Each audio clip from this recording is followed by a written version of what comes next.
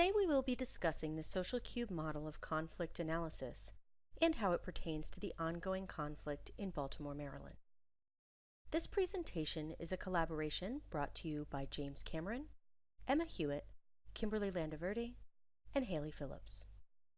First, we will discuss the social cube model and how it is used in conflict analysis. Our group has explored two sides of the social cube and how they pertain to the conflict in Baltimore. The first side of the social cube we will look at is demographics and their impact on Baltimore. The other side we will look at is the psychocultural dimension of conflict and how it relates to the violent conflict in Baltimore.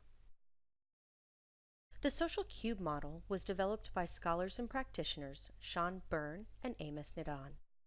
This model offers a robust and useful framework to examine multiple dimensions of a given conflict system. The original social cube explores the influence of 6 relevant dimensions of conflict: historical background, religion, political institutions and non-institutional behavior, economics, demographics, and psychocultural. This model is particularly useful as all of these facets and dimensions interact with one another through space and time. The social cube realizes that all facets of a conflict must be examined simultaneously, fluidly, and throughout multiple system levels to better understand how a conflict has begun and morphed over time. We will be discussing only two sides of the social cube model. The first is demographics. The demographic dimension within the social cube model addresses how group size, composition, and situatedness influence the system dynamics of a particular conflict. Conflict analysts make sure to keep keen awareness of demographic power divisions. For example, minority groups often experience pressure to assimilate to the majority to survive. This can create situations where the dominant group is very culturally unaware. The size of identity groups and political geography also have an impact on a system's makeup, as well as a role in the demographic dimension. Today, when we think of Baltimore, we think crime-ridden neighborhoods, vacant homes, abandoned businesses, broken families, and racially charged history. Baltimore's population has changed dramatically in the past century. In the 1950s, Baltimore was the nation's 6th largest city with nearly 1 million residents. The manufacturing and shipping industries were thriving. It's important to note that during this time, Baltimore's African American community made up about 24% of the city's population. As industry declined and a loss of jobs resulted, there was a massive move to suburbanization, and so Baltimore's population steadily declined as a result. While the overall population declined, the African American population steadily increased to make up now about 63% of the city's population. There are stark racial disparities between black and white residents of Baltimore. Census data reveals that nearly all of the city's neighborhoods are dominated by one race, and to this day, Baltimore remains one of the most segregated cities in the nation. There is significant economic inequality between black and white neighborhoods. Median household incomes for black residents is half the average of white residents. Fewer than 18% of black residents own homes, and the Brookings Institute reported that 41% of black children live in poverty versus 14% of white children. The racial divide persists across unemployment rates, educational metrics, and mortality rates. Black residents disproportionately suffer heavily from no available jobs and less opportunities for education. In the past 3 years, shooting and homicide rates in Baltimore have skyrocketed, with 2017 seeing the highest homicides per capita in the city with a record 343 murders. 84% of these homicide victims were African American. Black males are 17.5 times more likely to be murdered than white males in Baltimore. The vast majority of these shootings happen in racially segregated black neighborhoods. Because of the high rate of crime in Baltimore, mass incarceration of African Americans has been studied at length and can be observed in Baltimore, where 9 out of 10 inmates are black. Studies reveal that incarceration has a more dramatic effect on blacks than their white counterparts, including economic prospects after incarceration. Wages of black former inmates grow 21% slower than white former inmates.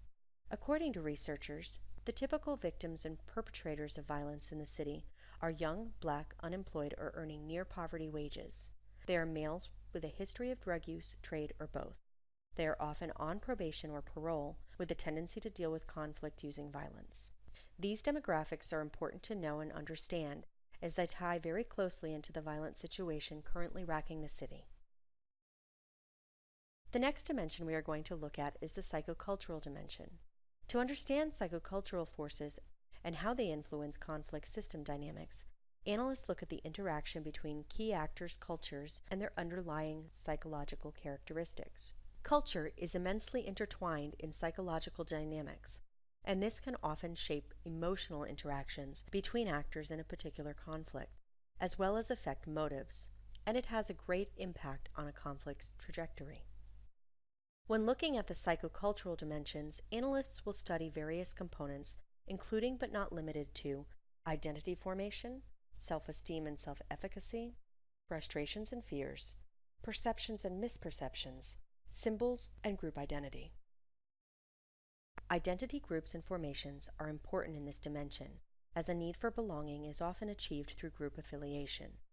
This group affiliation, combined with perceived assault at their hands or threats of eradication, can often result in individuals compromising their own moral values.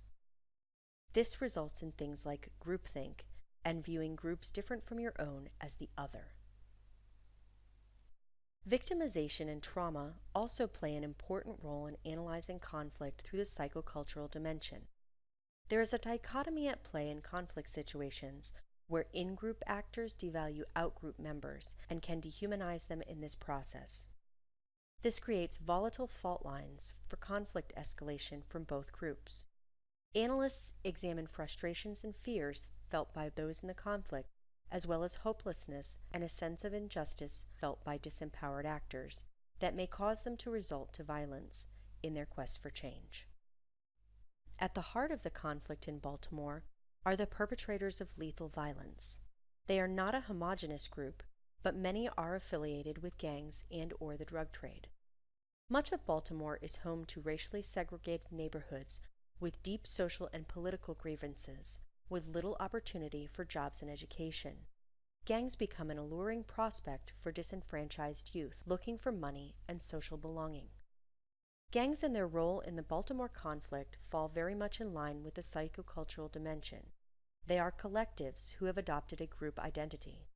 They have cohesion based on differentiation from and rivalry toward other groups. Justification of violence supersedes individual morals, and symbols are employed to unite members. Violence and bloodshed have become normalized in many neighborhoods in Baltimore, and because of this, many public health officials believe that conflict will persist. The psychocultural dimension of the Baltimore conflict includes the medically reported reality that exposure to a single traumatic event, like being a victim of or a witness to violence, can lead to PTSD, anxiety, substance abuse, severe depression, and anger management issues. Researchers from Johns Hopkins found that Baltimore teens experience the highest prevalence of PTSD, sexual violence, victimization, and health problems amongst those studies in cities around the world, like New Delhi, Shanghai, Johannesburg, etc. You cannot examine the Baltimore conflict without recognizing the strained relationship between the community at large and law enforcement. The history is complex, from zero-tolerance policing strategies to deeply held customs of no snitching when bearing witness to a crime. When a community begins to not trust the police to act on their behalf and treat them fairly with respect, they begin to lose confidence in the very system meant to keep them safe. They are more likely to take matters into their own hands and settle disputes informally and often violently. This is exactly what has happened in Baltimore. A propensity for violence is developed to solve problems when there is no relying on law enforcement or community institutions to help you. These demographic realities and psychocultural underpinnings indicate the complexity of the situation and offer opportunities where intervention and transformation could take root. The ramification of the city's history with discriminatory housing policies and segregation, suburbanization, and racially biased economic and educational advantage, mass incarceration of people of color, and the impact of drug addiction and trade have all played a key role in the violent crime now plaguing the city. These factors indicate that this conflict is not only complex, but multidimensional and multifaceted. Generational disenfranchisement, lethal violence, and psychological trauma in Baltimore must be understood together in order to analyze this conflict fully.